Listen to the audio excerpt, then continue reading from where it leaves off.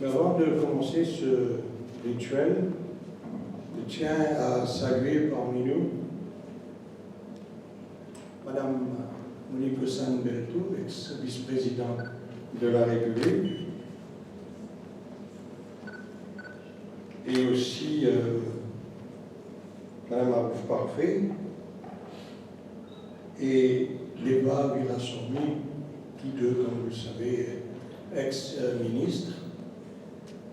Nous osons saluer les hautes personnalités qui sont présentes ici. Je vois Armand Modave qui a fait une très belle préface pour le livre. Quand on lit les préfaces d'Armand Modave, on veut devenir écrivain. Je crois que c'est un très bon compliment qu'on peut le faire. Michel de Spéville est là, il y a beaucoup d'auteurs aussi qui sont là. Je dois avouer depuis plus de maintenant 2 ans que nous procédons à des lancements de livres. C'est la première fois qu'on a une assistance aussi disciplinée qui est arrivée avant 18h. Je crois qu'il fallait le souligner. Tout ça pour vous dire que ce lancement arrive à point pour Jacques Château de Balion, qui, entre nous soit dit, meurt de trac.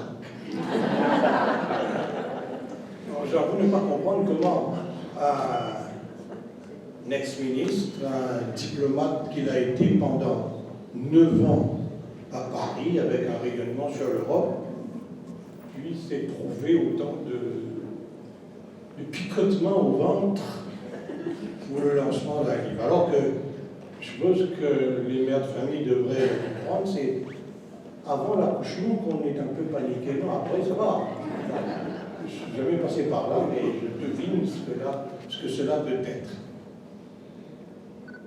Nous saluons aussi, j'avais oublié de saluer Chris et Caro qui sont là aussi pour le papa. Ils ont été toujours présents dans les heures les plus difficiles et les heures heureuses aussi. Que dire de ce livre que j'ai eu l'occasion peut-être de lire avant vous tous, parce que je l'ai lu en PDF, Le cœur de Solange, autobiographie, anecdote d'un autodidacte. Je n'avais pas compris le cœur de Solange, je ne connais pas la famille. Il m'a fallu une explication de texte pour comprendre. Alors j'avoue que bien au-delà des événements politiques qui sont évoqués dans le livre, il est fasciné en tant qu'un jeune sans diplôme par la personnalité de Gaëtan Duval. Et puis, contradictoirement, c'est sous la bannière travailliste qu'il devient député, qu'il devient ministre et par la suite diplomate. Il y a un mot pour ça qui ne s'y est pas évoqué ici. Mais de manière générale, au-delà de la politique, ça ne m'intéresse pas ce qu'il raconte sur la politique, parce que c'est tellement subjectif, forcément. Il est évident qu'à un certain moment, on a dû se croiser les fers quelque part. Il n'y a aucune trace, bien évidemment. Et que c'est tellement subjectif, les lunettes avec lesquelles on voit son parcours politique. Ce qu'il raconte sur le PMSD, ce qu'il raconte sur l'amiral Ghulam, sur ses rencontres avec d'autres éléments de la classe politique alors qu'il était ministre et même par la suite à Paris. Mais ce qui m'a le plus intéressé, parce que j'aurais pu peut-être écrire un livre pour répondre à quelques éléments polémiques de son livre, mais ça c'est tout à fait accessoire. Parce que ce qui nous intéresserait et qui certainement nous réunirait dans ce livre, c'est surtout l'histoire d'un parcours, l'histoire d'un itinéraire. À la limite, il aurait pu être un héros d'une tragédie grecque, Jacques Château de Balion. Tous les malheurs qui lui sont tombés dessus, j'en voudrais pas un centième. Parce que c'est ce parcours-là qui force, de mettre sa modestie à rude épreuve, c'est ce parcours-là qui force l'admiration, en fin de compte, comment, en but à toutes les adversités possibles, grâce, et là, je me suis surpris à admirer sa foi chrétienne. Moi qui suis un mécréant, mais je bénéficie de la tolérance de beaucoup de prêtres, dont aussi le cardinal et l'évêque. Donc c'est ce parcours-là qui nous intéresse d'abord, c'est le parcours d'un homme qui a tout fait, qui est tombé 10 000 fois et qui a pu se relever grâce à ses enfants, grâce à l'amour qu'il porte pour sa mère, que pratiquement elle n'a pas connu, parce que sa mère est décédée à l'âge de 6 ans, alors qu'il avait 6 ans, et aussi son père par la suite. Il vous dirait ça lui-même. Donc c'est un livre sociologique par la même occasion, parce que ce parcours-là est jalonné de rencontres avec les gens de la famille, les voisins, surtout ceux de Rosille, parce que les châteaux de Baillan habitaient Rosille. Vous me direz, un franco-mauricien habité Rosille aujourd'hui ferait un peu désordre. Mais à l'époque, il y avait les piates, les goupilles, les châteaux, les morels. Je sais parce que j'ai lu ça dans leur livre, comment ils racontent Rosille d'une certaine manière. Parce que, il faut se dire aussi, Rosille pas du côté du Benin, de l'autre côté. C'est Huguenin du côté ici, de l'autre côté c'est pour le même d'ailleurs.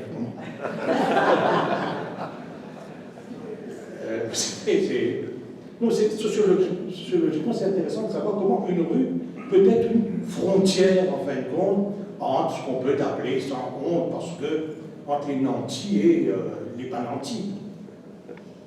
Je crois que c'est ça aussi, c'est intéressant dans le livre, cet aspect sociologique qui explique comment, par exemple, les Blancs, entre guillemets, ont quitté par la suite.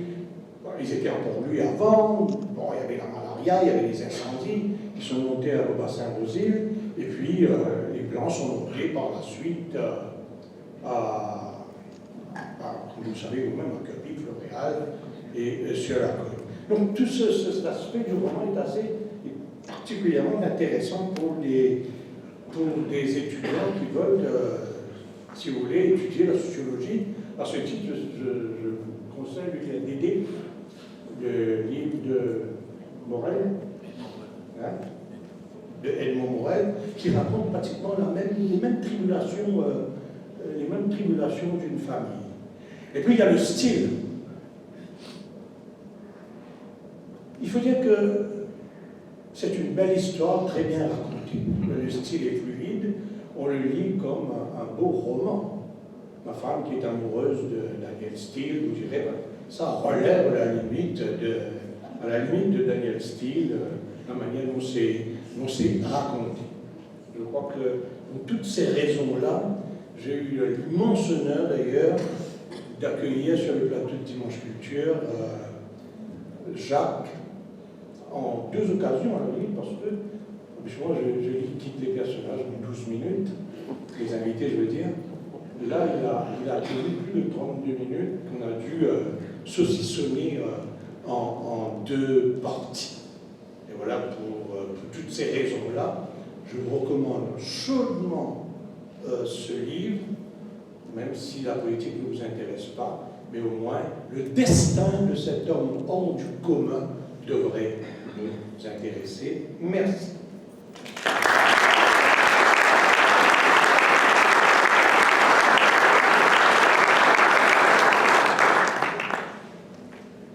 Maintenant j'appelle Jacques, vous devinez dans quel état il doit être.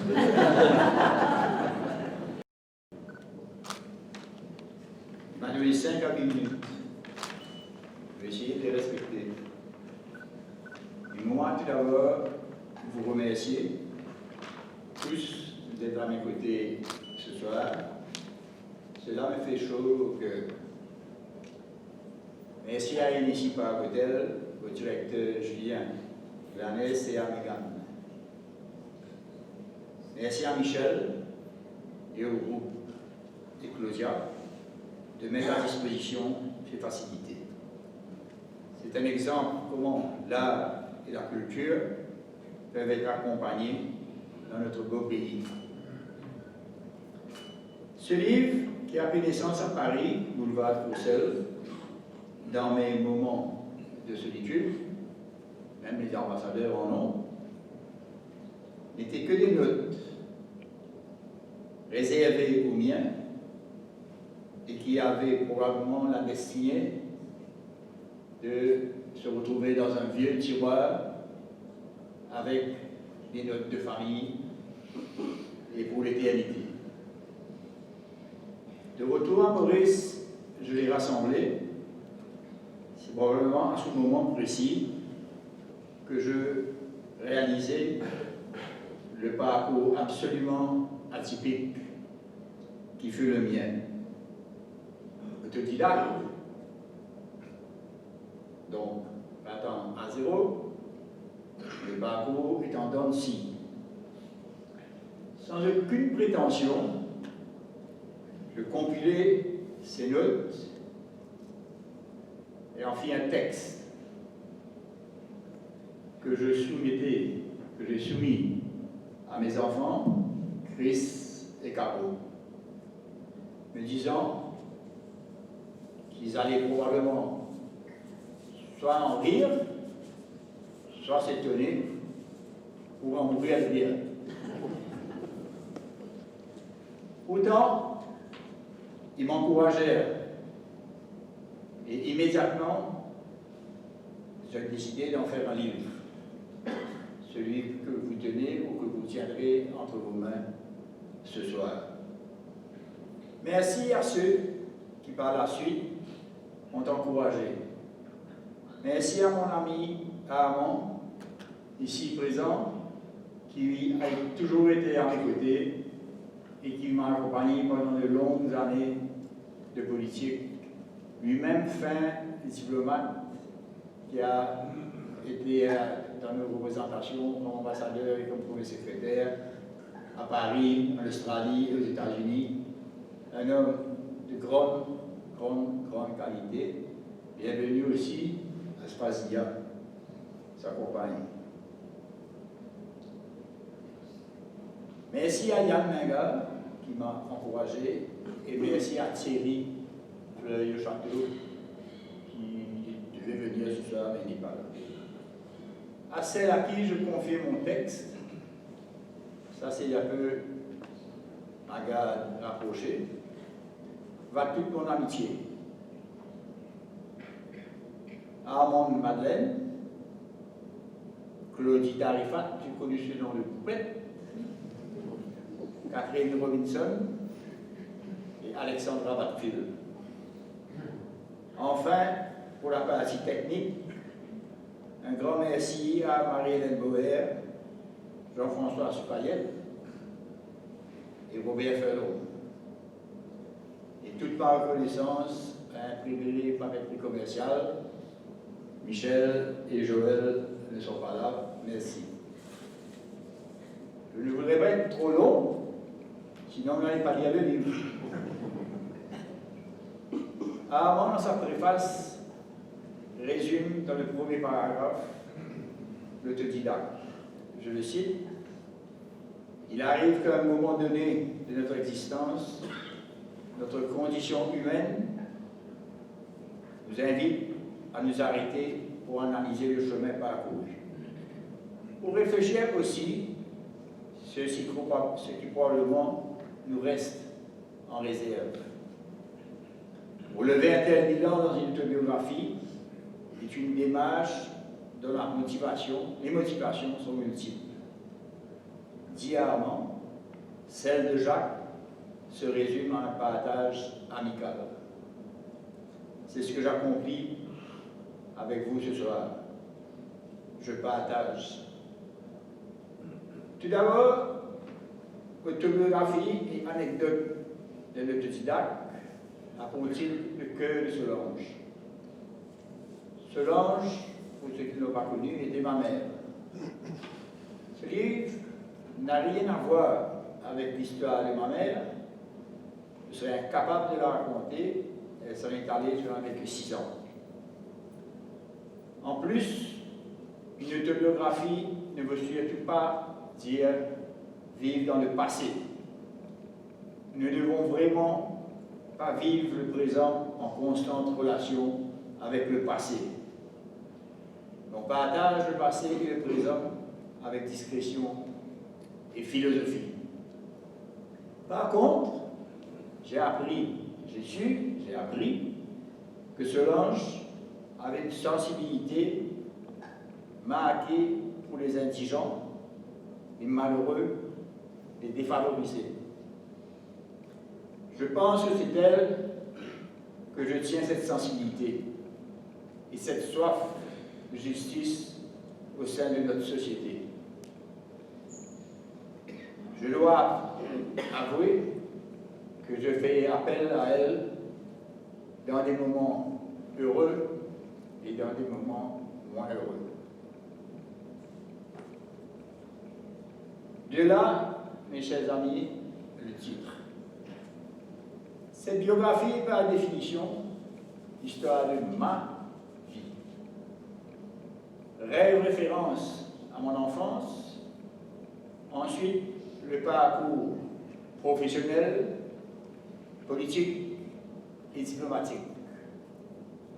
Parcours débutant dans les champs de canne de solitude pour 150 roupies et se terminant au boulevard de Courcelles à Paris, en passant par l'Assemblée nationale et le Conseil des ministres. Il va de soi que je donne aussi, ci et là, mes opinions au niveau de la politique locale et internationale. Dès le début, elles peuvent choquer, mais elles sont nécessaires, elles sont sincères aussi, et jamais méchantes. La liberté de penser des uns s'arrête où commence la liberté de penser des autres. Je fais toujours référence à la phrase moins fameuse que celle de John Kennedy, mais la phrase de Robert Francis Kennedy, qui disait « Les gens voient les choses comme elles sont et se demandent pourquoi. Moi, je vois les choses comme elles devraient être et je me demande pourquoi pas. » Ce récit fait bien sûr mention des grands événements de ma vie. L'un de mes plus grands bonheurs étant l'ordination de mon père et le plus grand malheur quand le monde s'écroule au départ de Jeanne.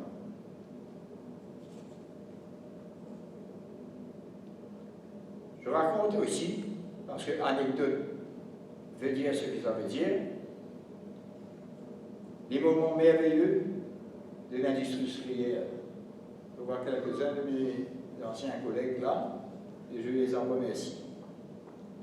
Mention est aussi faite de mon engagement dès l'âge de 18 ans contre le régime d'apartheid en Afrique du Sud.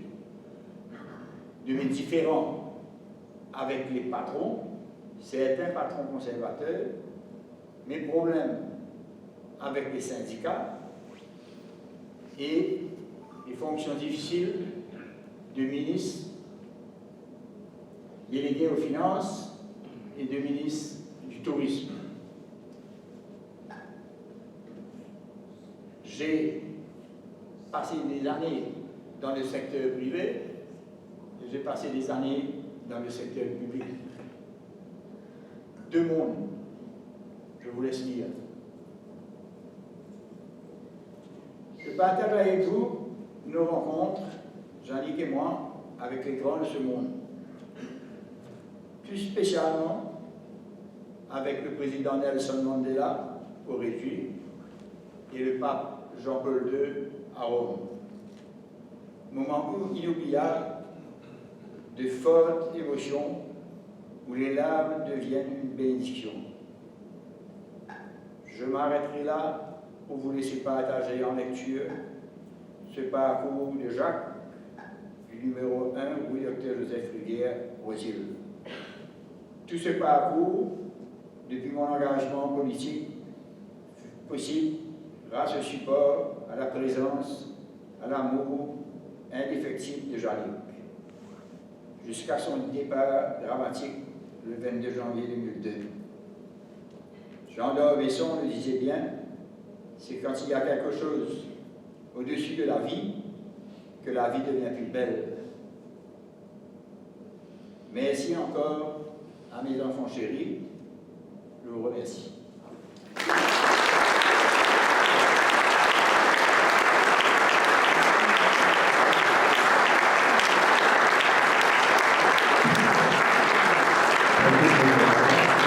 Et volontiers, puisque c'est pour parler d'un ami.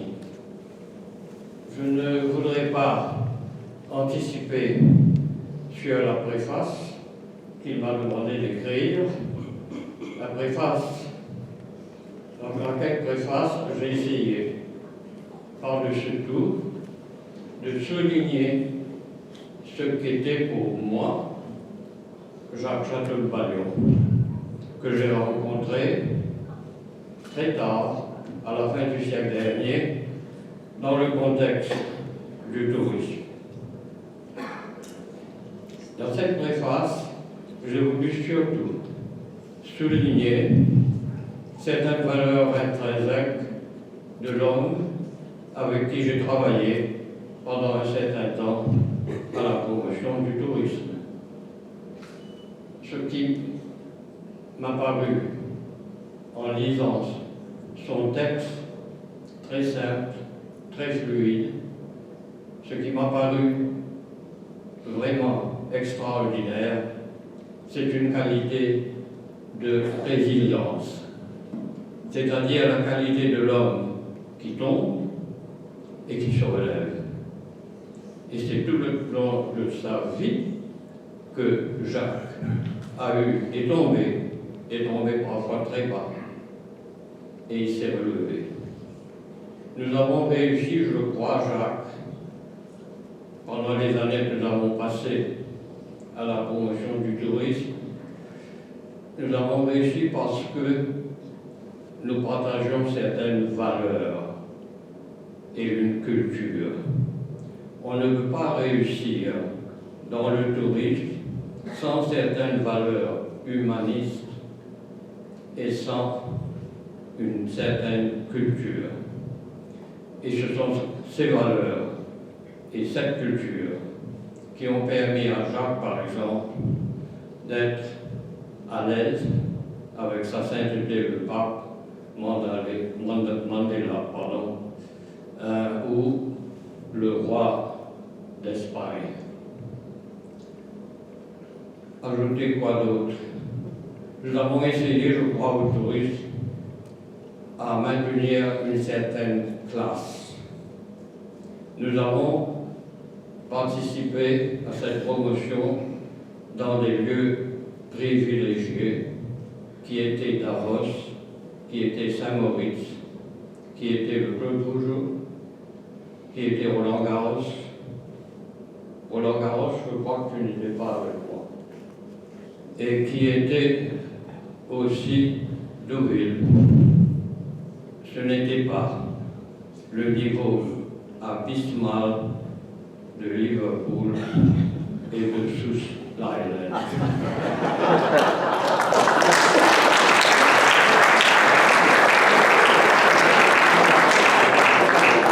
Voilà ce que je peux dire comme ça, en impromptu.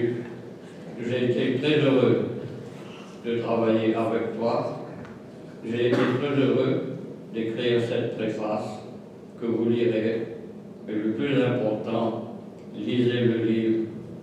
Il vaut la peine d'être lu d'un homme de multiples dimensions. Merci.